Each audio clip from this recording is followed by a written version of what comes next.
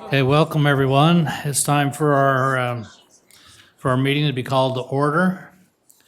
Our invocation will be given by Commissioner Perry, after which our Pledge of Allegiance will be given by our auditor, Shirlene Larson.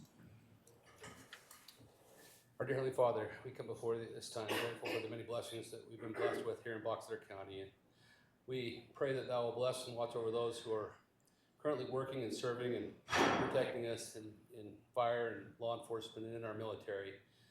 And we pray that Thou will bless those who are in special need of blessings here at this time, and that they will not be negatively impacted by the weather that is occurring. And we pray that we can take care of the business of the people of Box Elder County this day, that we can do the things that would be pleasing in Thy eyesight.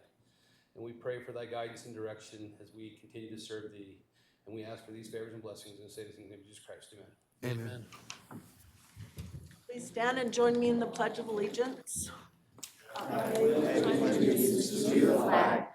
the United States of America and to the republic for which it stands, one nation, under God, indivisible, with liberty and justice for all.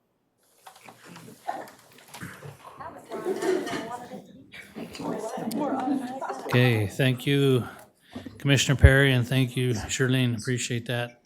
I'd like to make sure everybody knows that they're welcome. It's good to have you here and good to have the seats about full today. We don't always have that opportunity. So item number 3, item number 2C, minutes for May 28, 2025. I have reviewed the minutes, and I'd make a motion that we approve the minutes as presented. I'll second it. So we have a motion by Commissioner Vincent and a second by Commissioner Perry to approve the minutes for May 28, 2025. All in favor? Aye. A motion carries. Item 3, administrative review reports, future agenda items. I just want to point out that we will be making a minor modification to the agenda.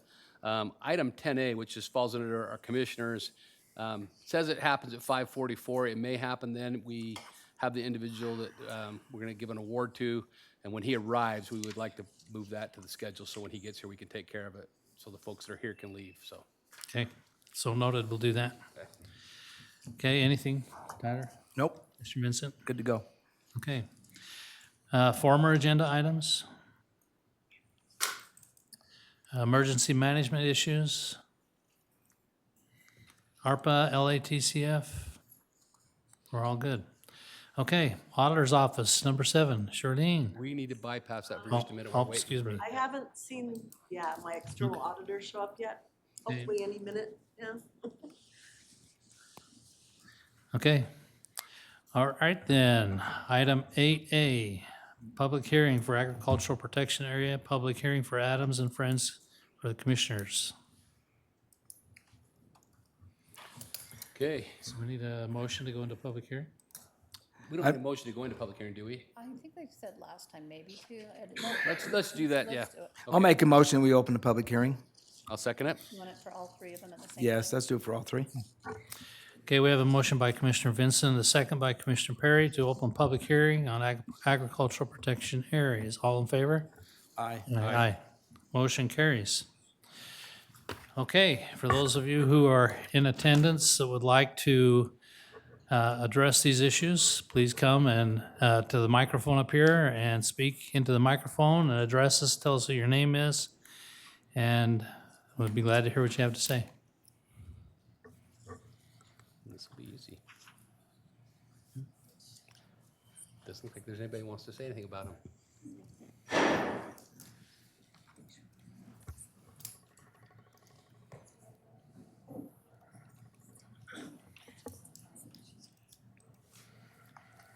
Okay, Deanna Hardy Brigham.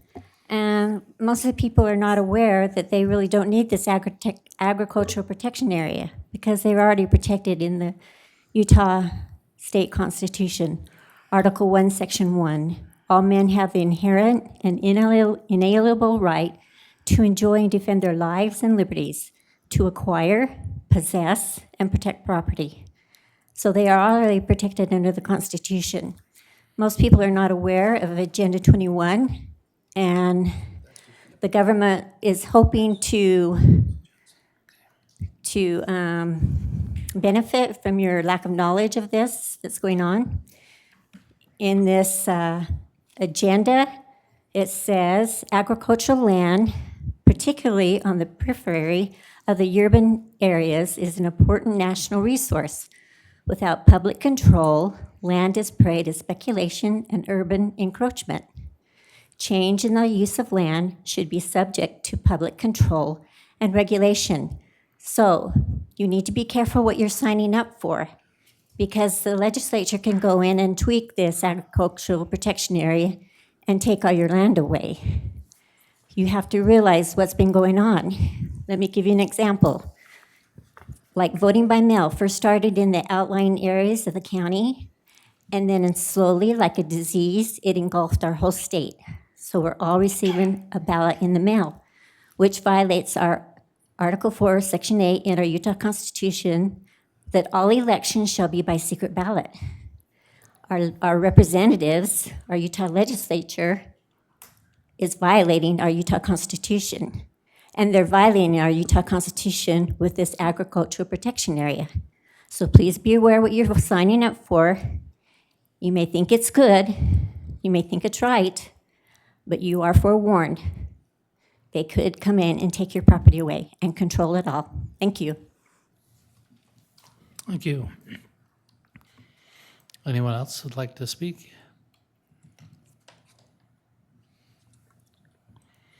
I will make a motion that we go out of the public hearing to take action. Second? We have a motion by Commissioner Perry and a second by Commissioner Vincent to close the public hearing on agricultural protection area. All in favor? Aye. We need these each one individually, correct? I'll start. I'll make a motion that we approve the agricultural protection area for Adams and Friends. Second? So it would be the next one down under the clerk's office? So or that we were- one's Resolution 2510. Yeah, Oh, so, It's 2510. okay, all right. so it's Resolution 2510. Okay, we have a motion by Commissioner Perry and a second by Commissioner Vincent to approve Resolution 2510 to create an agricultural protection area in the Harper Ward area. All in favor? Aye.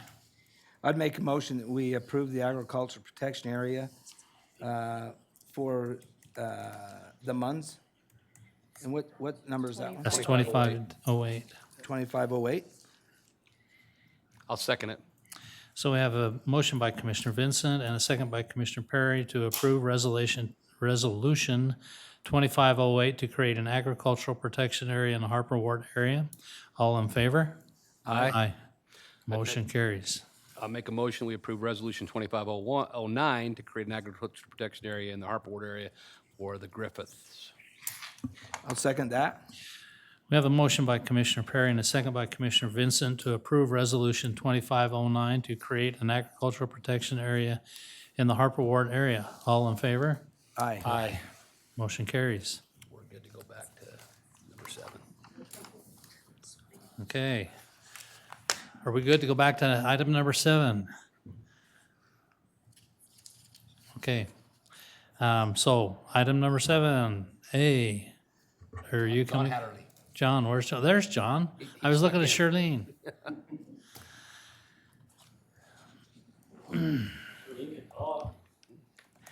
I just want to be supportive.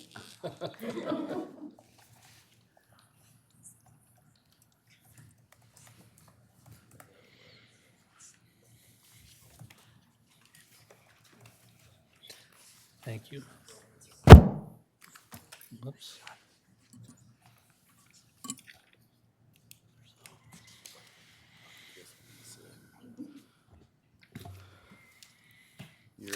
You got to get that microphone really close to you because we're all deaf. What? Okay, I'm deaf. All right, you ready? Yeah. This is gonna get boring. You're gonna go to Okay. sleep. Now, don't tell me that. I've had a long day. Okay, well, thanks for letting us come and take a few minutes and just report on the finalization of the audit for fiscal year 2024. If you want to turn to the first report, it's page 1 right after table of contents. So the first section is our opinion. We give a few different opinions. So the first one is on the financial statements. So we're just looking at the balances of the financial statements. And we gave an unmodified or an unqualified opinion. And in our world, that's a clean opinion. And that's on the financial statements as a whole. And I'll kind of explain what gets opinions, and where we derive our opinions from. But just know that in the entirety, it's an unmodified opinion.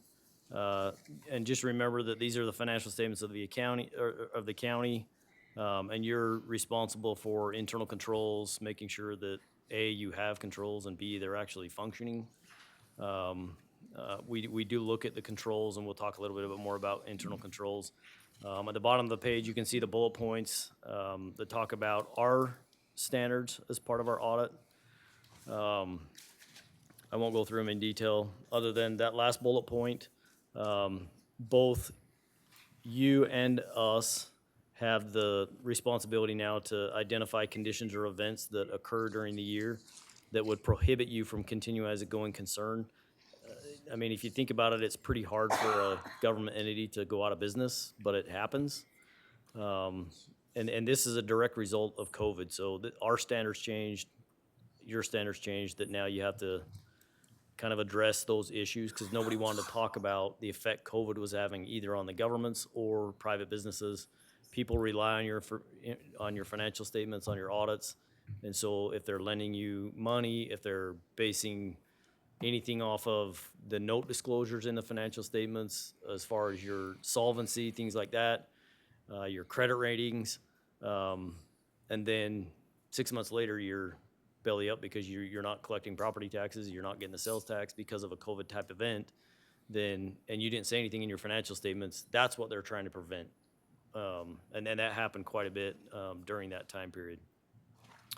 All right, so if you want to flip past the MD&A, so a good place to read, start with the financial statements, is that management's discussion analysis section. It's unaudited, it's considered required supplementary information. It's not part of the basic financial statements, but GASB requires that it always accompanies the financial statements. It's more of a Reader's Digest version of what's in the financial statements. So if you're not like us accountants, where we like to be in the numbers and we drill down on numbers, if you want to see kind of the big picture and comparisons to last year, that's kind of the purpose of the MD&A. So if you'll flip to page 12. So if you look on page 12, this is your government-wide statements, and I'll kind of explain each of the statements. This statement is a full accrual statement, so it's based on the economic resources, meaning you have capital assets, you have liabilities that are long-term, and so if a bank was going to look at your financial statements or an external creditor, this is what they're going to look at, because they want to see, okay, what is your long-term economic viability, including all your infrastructure and everything else. So the columns there, so each column, so the governmental activities, business type activities, each of those receive an opinion. So we give multiple opinions throughout the audit. If you flip to page 14, this starts your fund financial statements, and this information looks more like what you're gonna see from Charlene's office when you get financial reports. These are based on really the current resources model, or kind of the modified accrual accounting method, which is you have liabilities and you have receivables, so it's not straight cash, but it's only for what is available in the current period. So if you issue debt, that shows up as proceeds from debt as a revenue, and then we go through the conversion to make it long-term debt on the government-wide to make it accrual. I know I'm getting kind of down in the weeds, but basically the explanation is now you have the general fund, municipal fund, the RDA fund, and then the non-major governmental fund. So each of those columns also get an opinion. So that's what we're giving an opinion on in our audit. If there was an issue, let's say in the municipal services, where we found a material misstatement and we could not get over that misstatement, we couldn't figure out what the balance should be, there's no records in the county, there's no external information we can go to, then we would qualify the municipal services. then in the audit report, we would list, these are the funds or opinion units that got an unmodified opinion. Here's the one who got a qualified opinion, and here's why we qualified it. But all of the funds got a unmodified opinion. That's why we just roll it up into one opinion. So it's just kind of explanation for you guys for understanding. All right, if you want to flip the back, page 57. This is the next report we're required to issue as part of our audit. This just outlines that we performed your audit in accordance with government auditing standards. There are differences when we perform an audit for a government versus a private entity or a nonprofit. Mainly, we're looking for deficiency in control. Public companies, they have to file something similar to this every time they file their 10Q or their quarterly reports. For governments, it's an annual thing. We look at your internal controls. So we're also looking to see that over financial reporting, you have controls in place and they're actually functioning the way they're supposed to. So you can put all the controls in place, but if you're not gonna follow your controls, they're not doing you any good. So the reason why we talk about controls in this setting is you as the commission group are ultimately responsible to make sure that all departments identify risk and set those controls. And the buck kind of stops with you guys. So Charlene's office, her controls are more what we're looking at because we're looking at the financial statement controls. But when we're testing like federal grants, if there's different departments that get grants, we're also gonna be going and looking at their controls over that money, how they spend that money. So every department needs to have their controls in place. Nothing to report further on that, so we'll skip the rest of that report. The next report we're required to issue is for the state auditor. Every year, they issue a compliance guide of areas that they feel are either a concern to them or problems that are consistently happening throughout the state. You can see the areas that were applicable to the county right there in the center. So your budgetary compliance, fund balance, the fraud risk assessment, the justice court, restricted taxes, and then governmental fees. So we look at those areas in your compliance. We also give an opinion on your compliance. It's not a legal opinion. A lot of people refer to that as the legal compliance guide, and it's not. But it's also very specific to these 6 areas that we looked at this year. So it's an unmodified opinion again. There was one state compliance finding that we'll talk about. If you want to flip to the next page, the next report that we're required to issue is on your federal programs. So if you spend more than $750,000 in a calendar year, you're required to have a single audit. That's now bumping to $1 million, beginning for 2025. What we're looking at here is A, your compliance. So every grant comes with compliance requirements. And then, and B, you have to have internal controls to make sure that that compliance is met. So we're looking at here, controls and compliance. So that's what our opinion is under the single audit. Also an unmodified opinion, and there were no federal findings. If you want to flip to page 63, the major programs that we tested this year were the LATCF monies, and then the Utah Broadband Project Access Grant. So those 2 were the major programs that were required to be tested out of the $7 million that you spent. So we tested, what is that, 5.5 million of that? So if you want to flip to page 65, this is kind of the summary that gets sent to the federal government. This kind of goes through the financial statements as well as our single audit. So the first section is the financial statements. We issued an unmodified opinion. There were no material weaknesses, there were no significant deficiencies, and there was no non-compliance material to the financial statements. On the federal awards, there were no material weaknesses or significant deficiencies, no control deficiencies in there as well. We issued an unmodified opinion on your federal programs. And then it outlines the major program. And then the dollar amount, like I said, was $750. That's now gonna go to $1 million.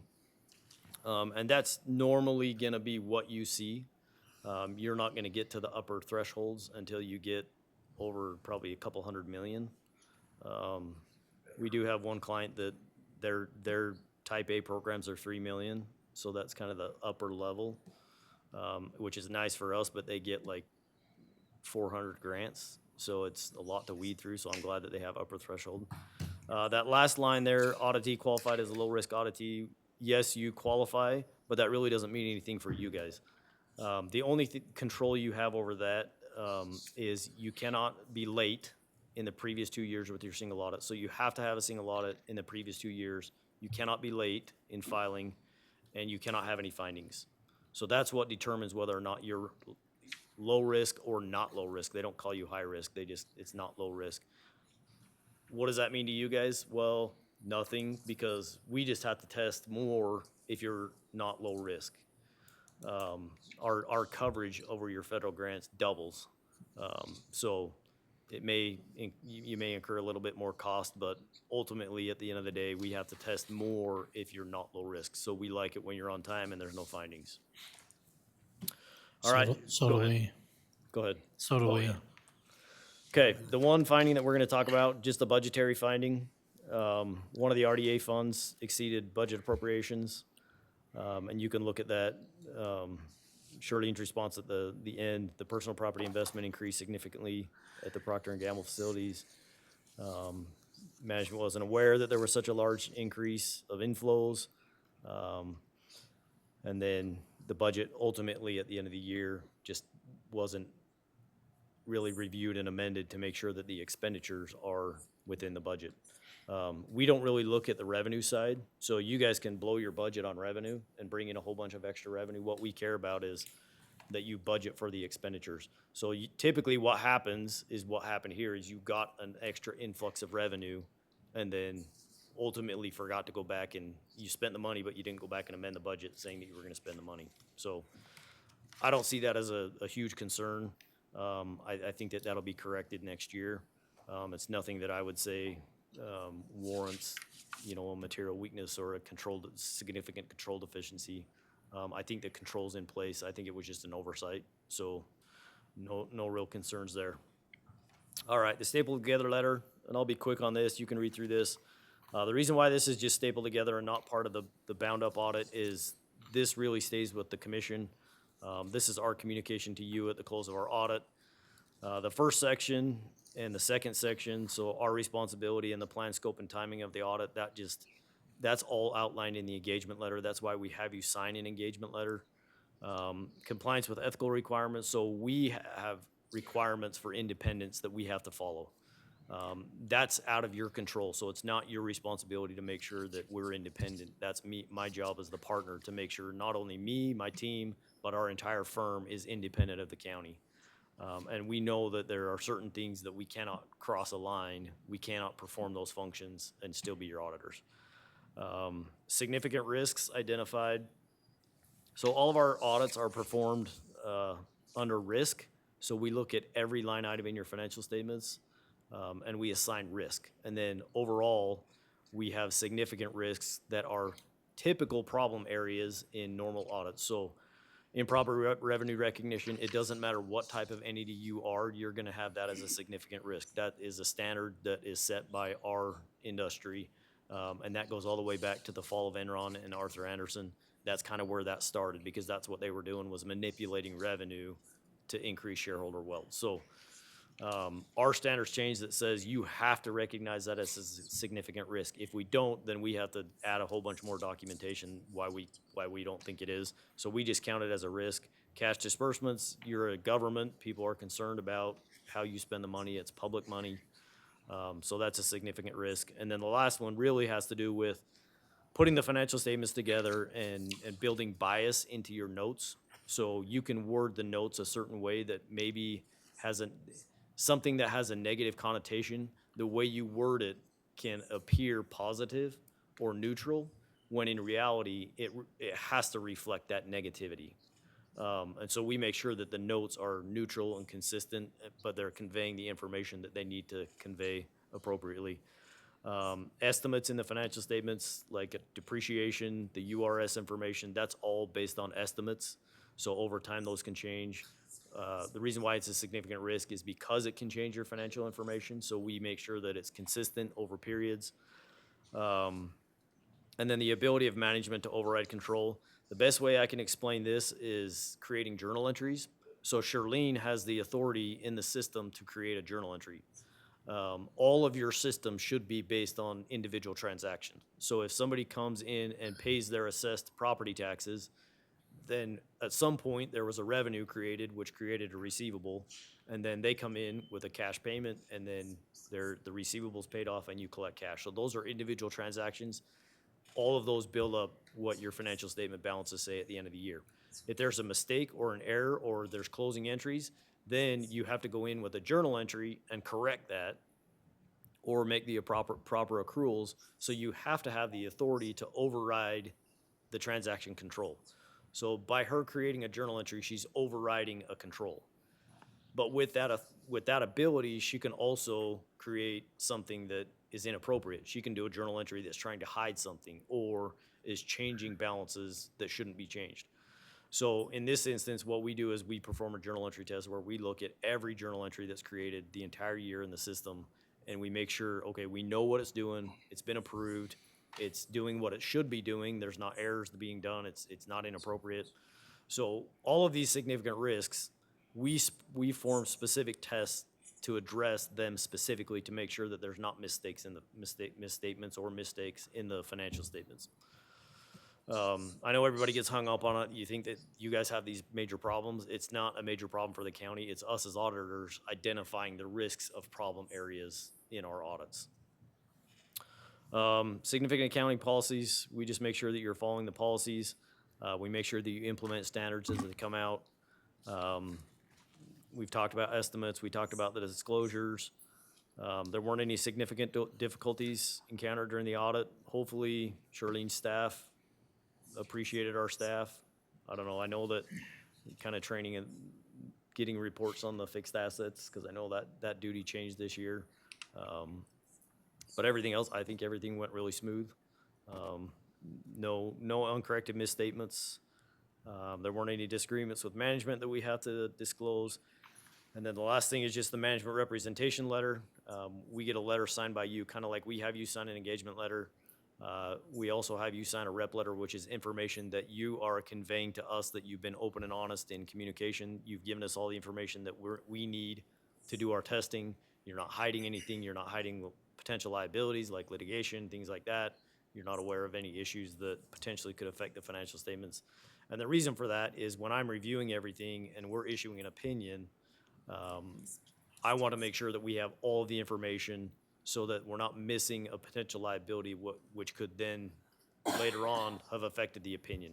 So other than that, is there any questions? No. Thank I think you. it looks good. Appreciate it. Very Thanks so good. much for all your efforts. Yeah, thank you guys.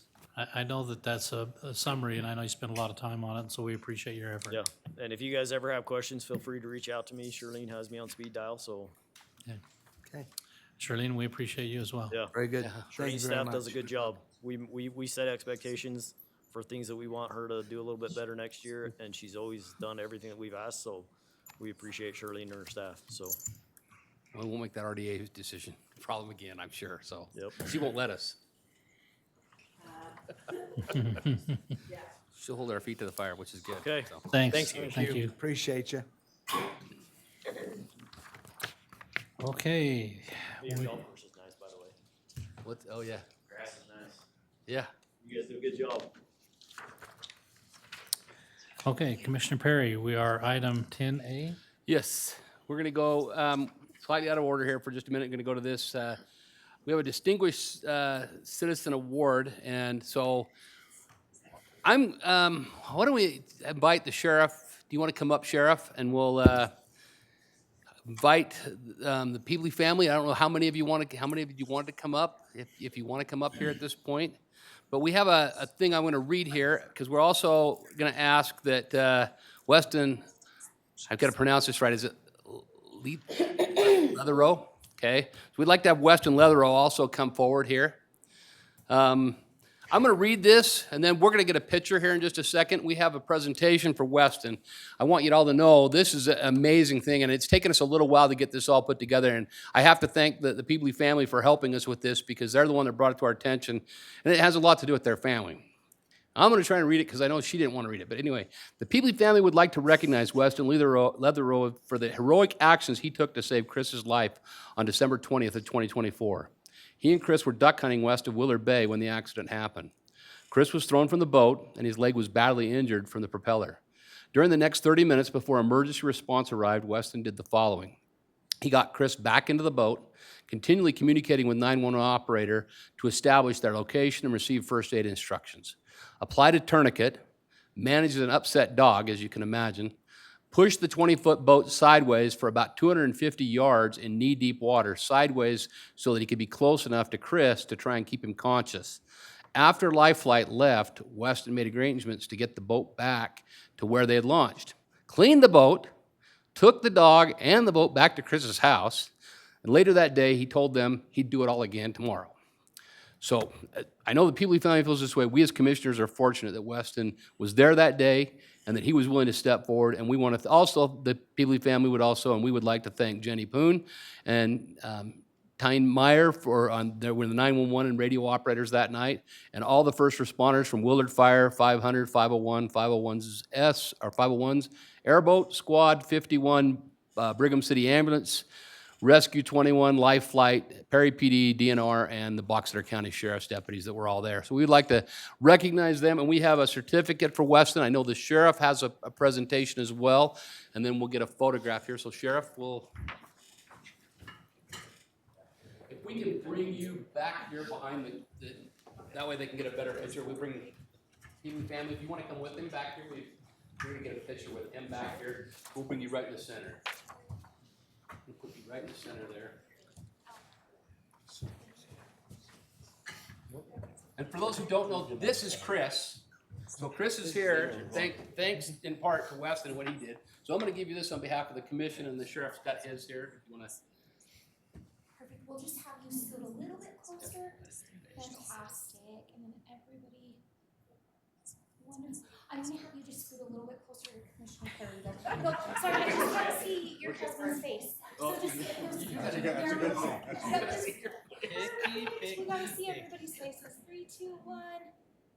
Okay, we got chat. Thank you. Thanks for putting that together. So, do you want to see? I think we got Barb's got a picture. Okay. Can I say something real quick? Okay. So you got something to hand home too, right? Yeah, Okay. I'll do it out in the hall. So the sheriff's office also wanted to have this Distinguished Citizens Award. And then the sheriff's office has got some gifts for you, specifically because of what you did that day. Because first aid's not an easy thing to do, and stepping forward, I mean, I get it, he's your friend. Yeah. But amazing. And we as a commission and as a county are grateful for your service and what you did that day. So thank you. Appreciate it.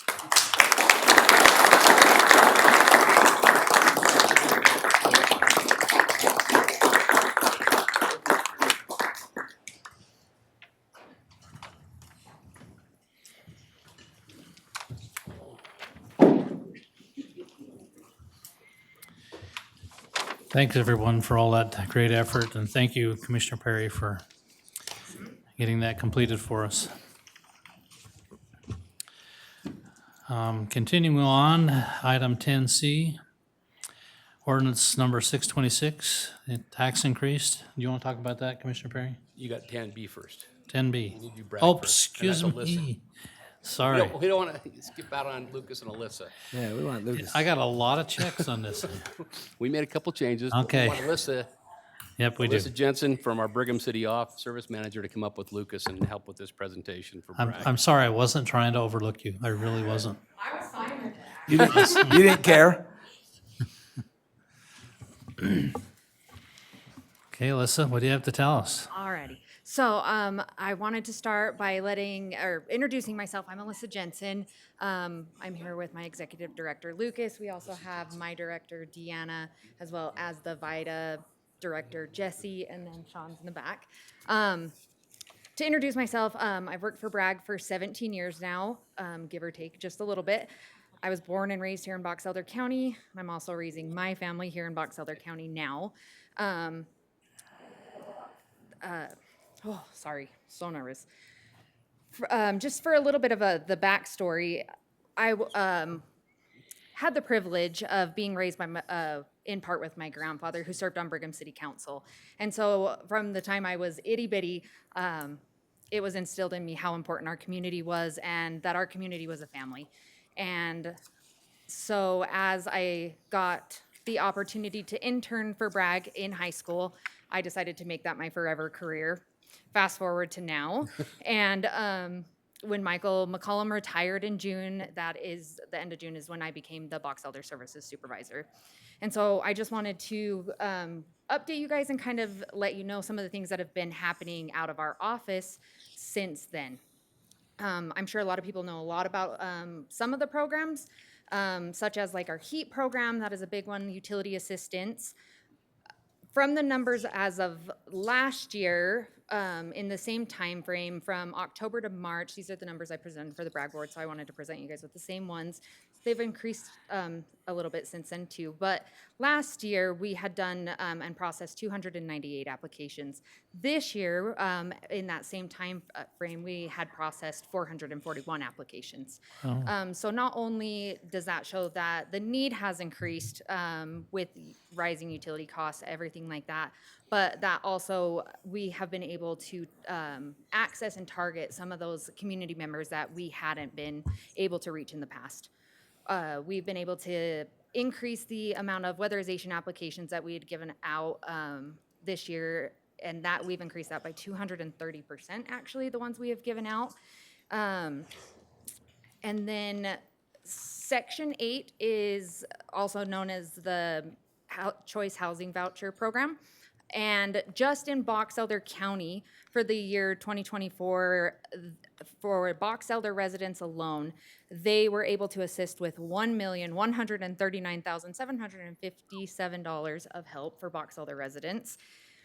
So, like, wanted to hit that number because it's an impressive one. Did you have a question? How many projects does that equate to? I don't work for that specific program, so I wouldn't be able to tell you those numbers, but I could get them to you definitely. Okay, just curious. Then we have the VITA program, which is for tax help and helping individuals and families file for their tax returns.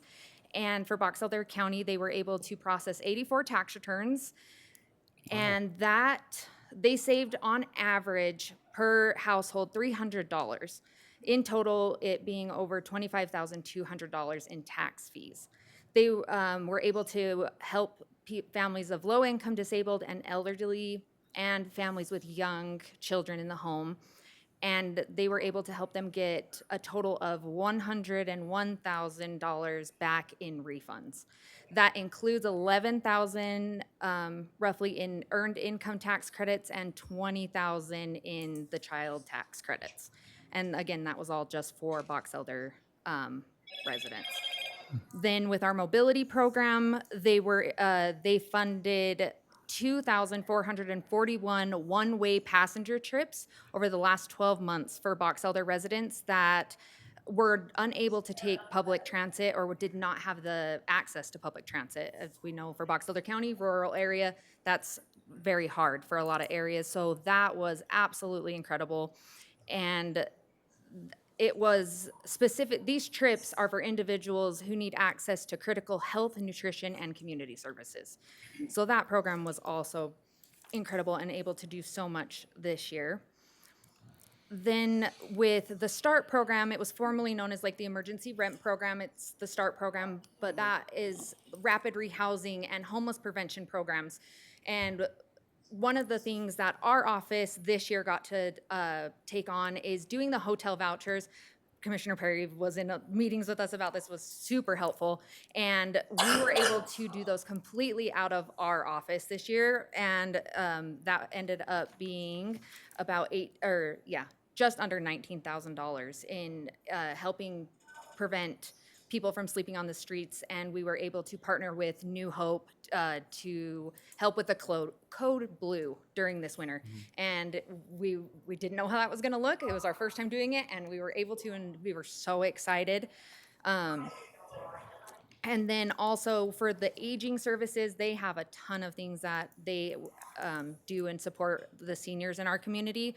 But one of the ones I wanted to highlight was Tammy was able to come over and do Medicare counseling and help seniors with Medicare enrollment out of our office this year. And in total, she did that with 629 individuals. So, and that was just out of our office. That has been a lot of growth.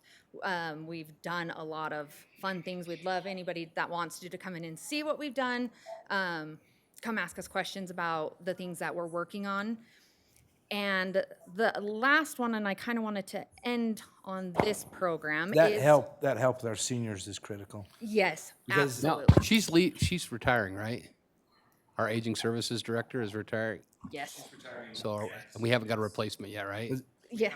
Do we? Oh, good. Okay, because we don't want to see that drop if we can help Nope. it. Yeah, good. She's just, yeah, and she's incredible too. When I was the mayor, I had the opportunity to work with Aging Services, and that was one of the big things, especially with our senior centers. We had several individuals that didn't know how to access and to do those things, and so you folks were very valuable in helping that along and helping to explain that. Our aging department is incredible, and they can also connect them to other resources outside of that. And it is, Yeah, it was great. especially for rural areas. We had a lot of elderly people that just didn't know what to do or where to go, and kudos to you guys for helping us to help them.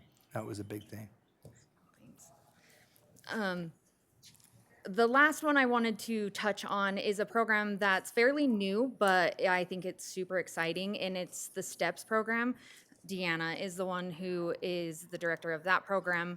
This one is one that helps people better their situations and their income. So like a lot of people understand that Bragg may help with like utility costs or like a one-time rent situation. This one is not necessarily giving out anything like that, but it's helping provide residents with support to fill out job applications, to find the resources they need for further education, or how they can improve their living situation as a whole, which in turn helps our community so they can put back into our community. And so we are so excited for that program, and it is already just proving to be so helpful to the people that have participated in that so far. And then the other couple little things I just wanted to mention, we were able to participate with the Promontory School. They came and did their field trip over and they put us on their government field trip. That was super fun. We also had the local schools that the students, including as young as kindergarten, drew pictures that we could put with our meal kits and homeless kits, and they were just uplifting pictures that we could also hand out to those members of our community that were struggling, and that was so incredible to see. Because then the youth got to participate, and that's the best part about Box Elder County is we look out for each other. And whether it was little or old, we are here for each other. And so that really tied everything together. And although it was something that the schools thought was so minimal that they were doing to participate with us, I saw it as one of the most incredible things we accomplished this year. And then lastly, we also were able to start a meal voucher program. This is specific to the Box Elder County office. I went and met with different local restaurants, and they decided that they were willing to help us. And so if we did put somebody up in a hotel for the night, or if they were displaced from their homes, we could give out these vouchers, and the local businesses would give them a meal for their entire family at no cost to us, no cost to the community. Wow. They took that upon themselves, but just to help our community and be the family that we all know it to be. And so I thought that was absolutely awesome, and the support we've had from all different branches of the community have been so incredibly helpful. As we have been able to grow immensely at the Box Elder office due to funding cuts, we also have had a big reduction in staff, so we have had to reduce our office hours, but we are working very hard to try to figure out what we can do to help continue the services so we can continue to see this type of growth and success in our community.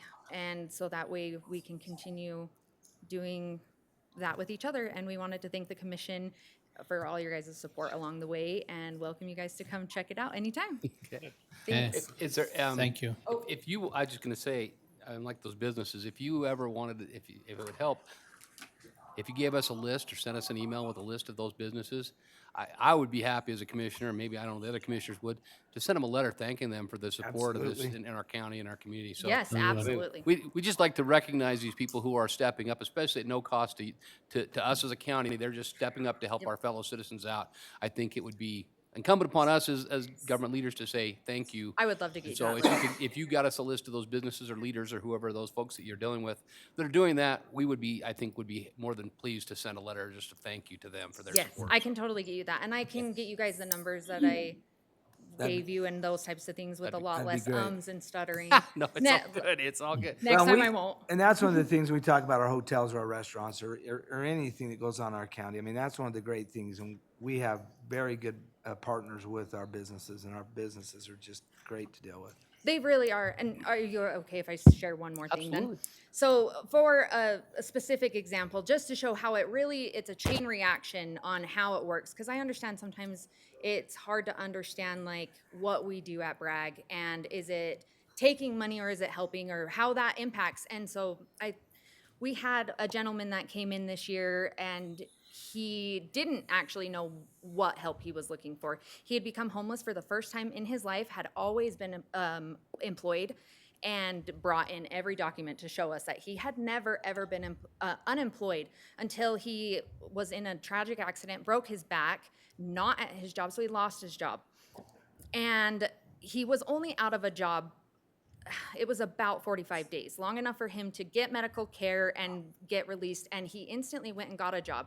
His family was out of state, but his children were in Box Elder County as well as his ex-wife, and he said, well, I can't leave to where I have support because I have to continue to support my kids and to support my ex-wife and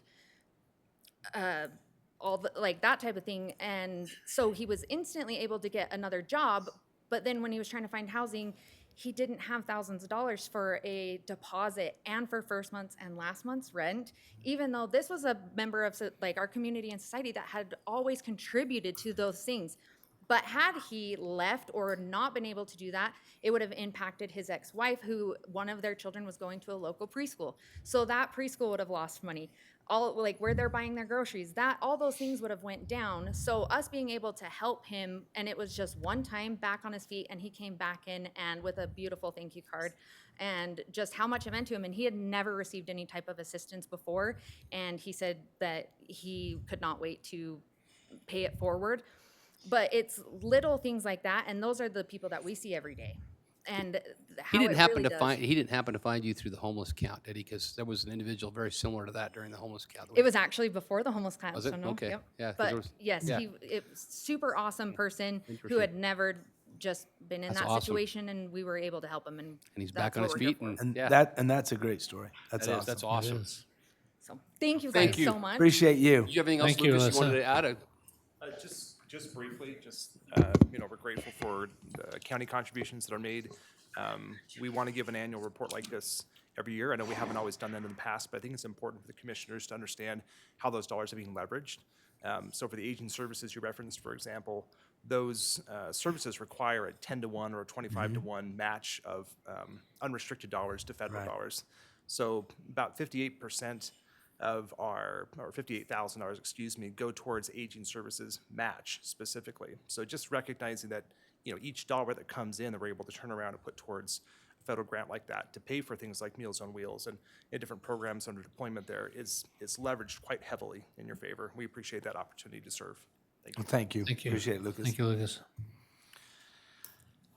All righty. Now Now we can go to 10C. we're here going to 10C. Commissioner right. Perry. So 10C, ordinance 626. The last legislative session, the legislature amended Code 5912-301 through House Bill 456. It is authorizing counties of the second through sixth class to impose transient room tax on charges for accommodations and services in the code 5912-103 at a rate not to exceed 4.5%, effective by July 1st of 2025. So, being Box Elder County being classed with a third-class county, we would, I'll get to the point where we make a motion, but there would be a desire for us to do this. The reason being is, by imposing this transient room tax, it goes on, we just would include most are hotels, motels, short-term rentals, or tourist homes, and things that where tourists are coming to our community and using the things here in our community, specifically services. And the reason for this is it would allow us to use that revenue. We could use it for some things with with tourism, but the biggest thing for us as a county that helps us is mitigating the impact of recreation, tourism, and conventions through support for emergency services, law enforcement, road repair, and solid waste management, as well as acquiring, constructing, or maintaining tourism or recreation-related facilities infrastructure. It basically is having the people who are using these facilities pay for some of this stuff that we're providing to them as they come as tourists to our community. So that's really what this purport ordinance is about, and therefore my motion would be to pass ordinance 626 enacting a 0.25% increase for the transient room tax for tourist purposes. I'll second that. Okay, we have a motion by Commissioner Perry and a second by Commissioner Vincent to approve ordinance number 626 to enact a 0.25% increase to the transient room tax for tourist search and rescue. All in favor? Aye. Motion carries. That's it. Okay.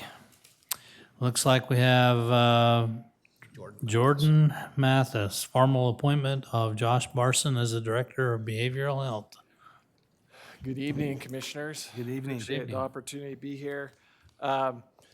In accordance with the recently enacted interlocal agreement between the three counties that formalizes the United Local Health Department, it requires me to make a recommendation for appointment for a behavioral health director that will oversee the behavioral health services across the three counties.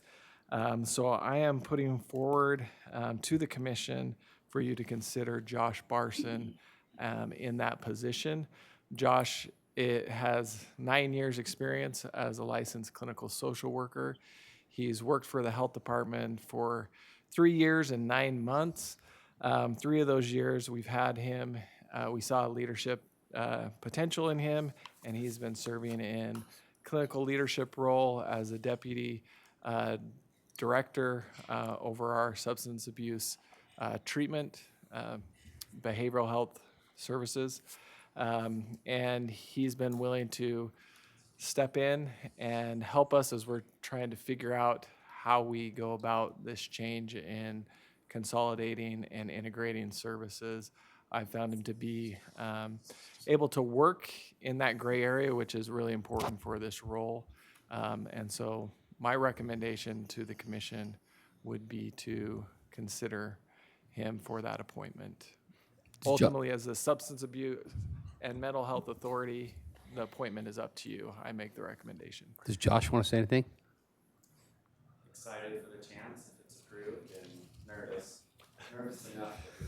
This is going to be a new thing, and so like I said, I appreciate the Jordan bringing this to us and working with us as commissioners in all three counties. We've been working on this for quite some time, and it's definitely a step, I think, in the right direction for this effort. So I'd make a motion that we appoint, Box Elder County would approve the appointment of Josh Barson as the Director of Behavioral Health for the Bear River Health Department.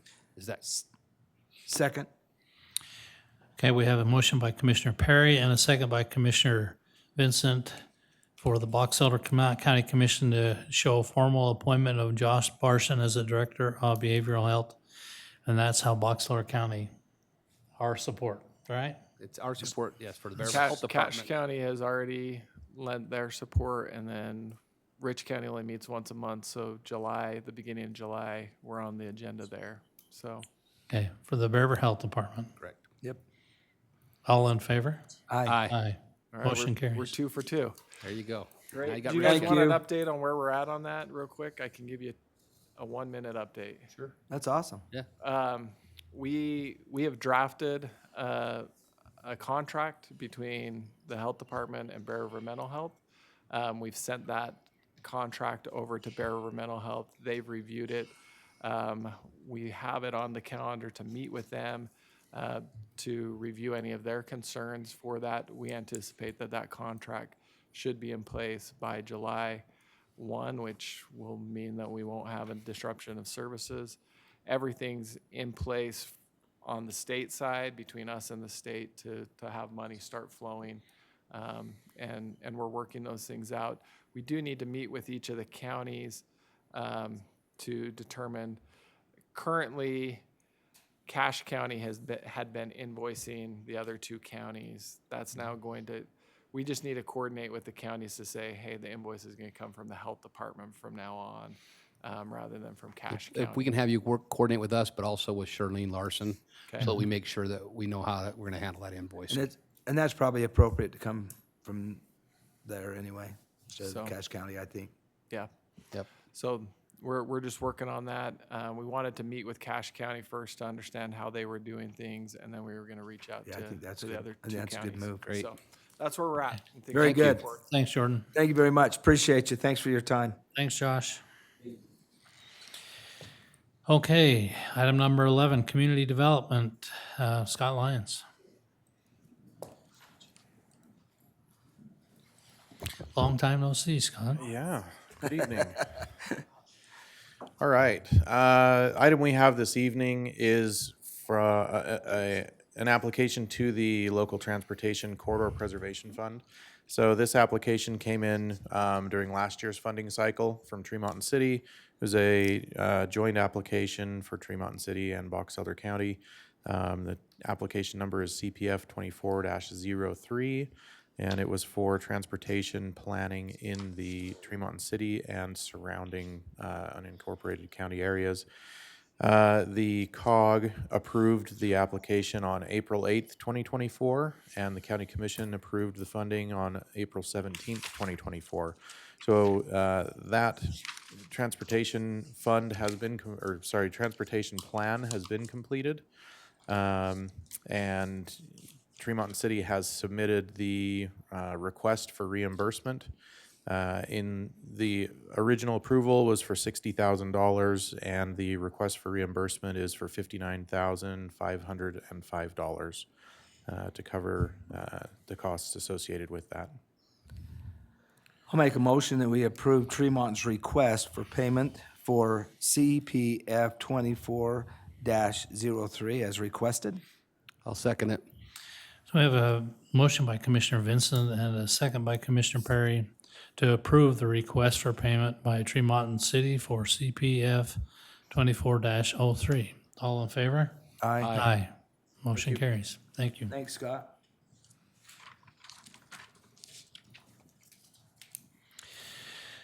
Okay, item number 12A.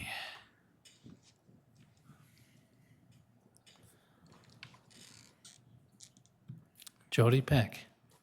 You're Jody Peck. My name is April Brayhall. I'm Jody Peck's daughter. Oh, You want to say your welcome. name into the mic one more time, just so we get it written down? My name is April Rayhall, spelled Great. APRYLL-RAEHAL. Perfect. And are you going to be speaking at all? Okay. Good morning, afternoon, commissioners. Thank you for allowing me to speak today. My name is April Rayhall, and I'm here on behalf of my mother, Jody Peck, regarding her delinquent property taxes on account number R0027408.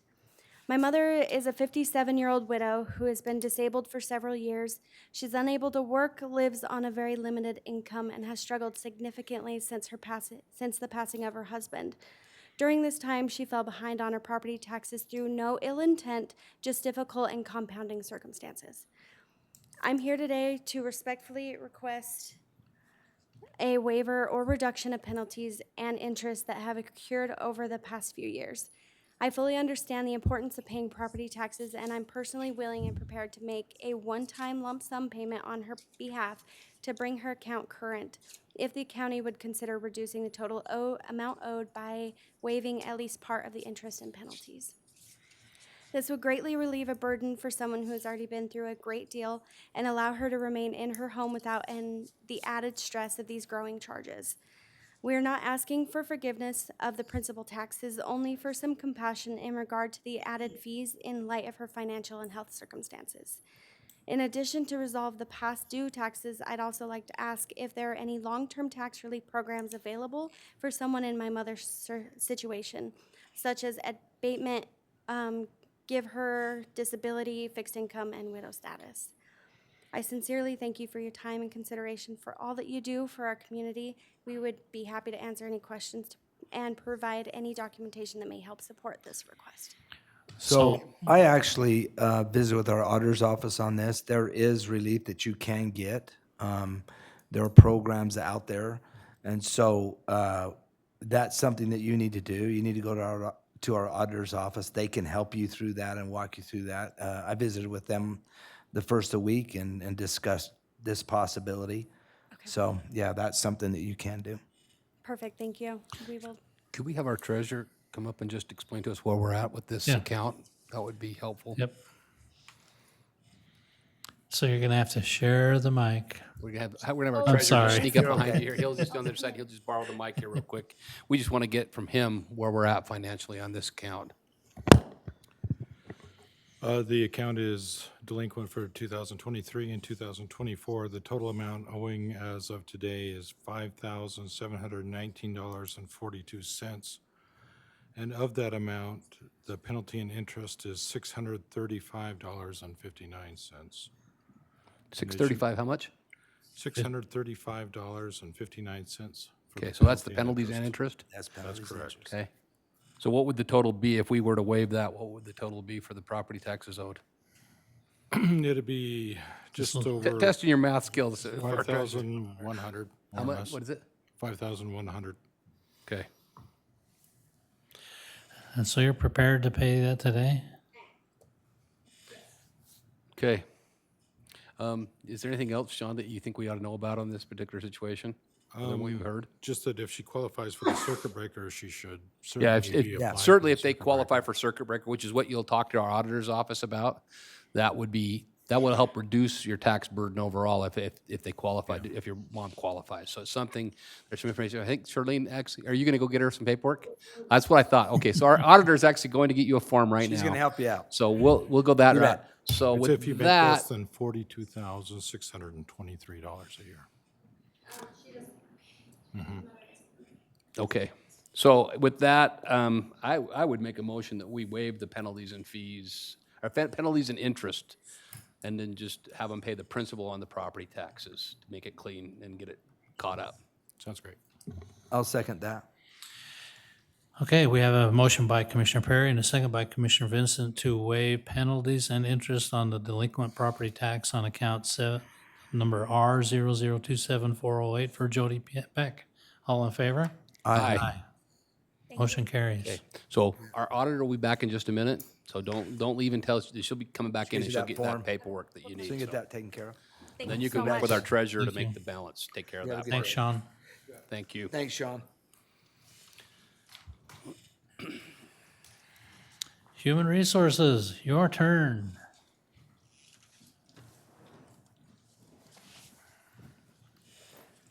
Okay, today I just have an agreement for you from URS and PHP about our data access services. They're making all of their clients sign it. You guys reviewed it? I think, okay. Okay. And we're good with it? Well, the county attorney's office is good with it, right? Yes. The only question I guess I've got with it is, because we've got this new, kind of this new world we're living in. I think that's why they had to do Is Keith aware of this, because we put him in kind of doing some of this information? So they actually hold everything. It's just when we log in to access the Okay. information. So So, strictly that yeah, side, okay. and then it just says at the end, if we have any information left, we destroy it. Okay, just so we're not having, just so we're compliant with what we've now tasked Keith to do in his job, we're not having any conflicts with that. Yeah, I That's- think because they're government run and they're a government quasi agency, they have to follow the same rules They're we gonna be do. watching the same So, thing, right? yep. So, okay. Okay. You wanna make a motion, or you want me to? I'll make a motion that we approve the URS-PEHP Remote Access Agreement, number 25-37. I'll second it. As presented. Okay, we have a motion by Commissioner Vincent and a second by Commissioner Perry to approve URS/PEHP Remote Access Agreement number 25-37. All in favor? Aye. Aye. Motion carries. Thank you. Thank you, Jenica. Thank you. Appreciate it, Jenica. Are they supposed to sign it or you? You? Okay, we come to the point in our meeting where we're going to be doing public comment. Those wishing to make a public comment shall sign the comment roll and will be responsible for following the rules outlined in the County Commission Rules and Procedures. Speakers will have 1 3-minute opportunity to speak regardless of the number of items they wish to address. Speakers shall address their comments to the County Commission only. This is a time to be heard. There will not be a back and forth dialogue with commissioners. Speakers may file copies of the remarks or supporting information with the county clerk. The county clerk will make the information available to the county commission. We only have one signed up today, and that is Deanna Hardy.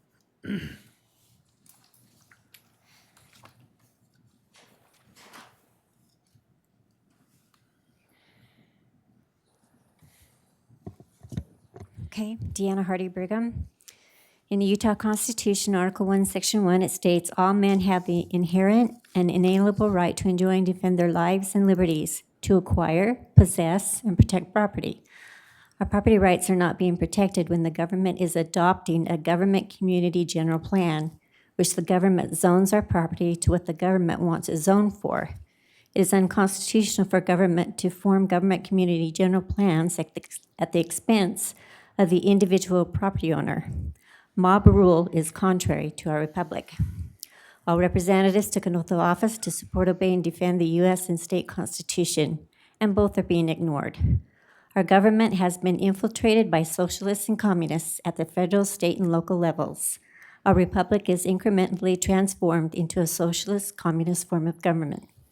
Zoning should only be permitted by the county commissioners and not an unconstitutional, unelected, appointed board. Remember, America is a representative government. We vote in our representatives, and if we do not like their decisions, we can vote them out of office. Well, we used to be able to vote them out of office before the government took over our elections and will not permit a full and complete auditing of our elections. Zoning should only be for immoral and dangerous property decisions. Example, immoral would be locating a bar next to a school. Dangerous would be locating an explosive plant next to homes. Ag protection areas is another socialist program to control property owners. No property owner should have to go before the government to ask permission to do something on their property, or have to file an application and pay a fee to have an ag board, which is another unconstitutional, unelected, appointed board, decide to either approve or disapprove a property owner's application. Appointed boards are being fed policies and ordinances by shadow governments that want to destroy property rights. The Box Elder Community of Liberty believes that government community general plans and zoning by cities and counties mandated by the Utah State Legislature are part of the secret combinations set up to destroy property rights. We believe zoning should only be permitted by county commissioners when immoral or dangerous property decisions are in question. Every person on earth today chose the right side during the war in heaven. That same war is being fought on earth today. Stand up and be counted in defending private property rights and opposing government community general plans, zoning agricultural lands, and placing them in ag protection areas. Please stop being deceived. Thank you. And one more comment. The people would be able to take care of themselves if you stop taxing them out of their money. So here you tax them again for the transit room tax. It just never ends. But you never take down any programs. You just keep adding to. So try to rethink and take some programs away. Thank you. Thank you. Okay, we have dealt with the warrant register. Personnel actions were all taken care of. Closed session? No closed session? I will entertain it. I'll make a motion that we close our commission meeting. I'll second it. Yes, and we have a motion by Commissioner Vincent and a second by Commissioner Perry, excuse me, to adjourn. All in favor? Aye. Aye, motion carries. But Thank if I could get our attorney and the commissioners and sheriff and Kate and Annie to stay, I'd appreciate it. Okay. Alyssa? Yeah, I know.